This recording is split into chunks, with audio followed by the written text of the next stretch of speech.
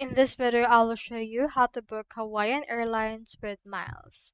Now, in order to do this, what we can do is you can just go to hawaiianairlines.com and then scroll down. And in here, just input your from or origin airport until the destination airport.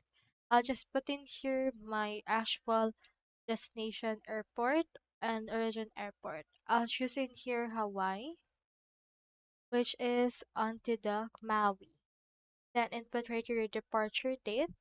I'll choose February 20 until March 20. Then after that, input rated number of adults and as well as the number of children. So for this one, if you want to pay through miles, you can click on the search flights and it should be able to show you some flight suggestions that you can pay with miles. Do take note that they also have some mileage programs that you can sign up to, and as you can see, they have no change fees and the likes for that. We have in here some suggestions. Just head over and then just choose which flight you would want. And then after that, you can head over to the another flight option for the return flight that you have chosen.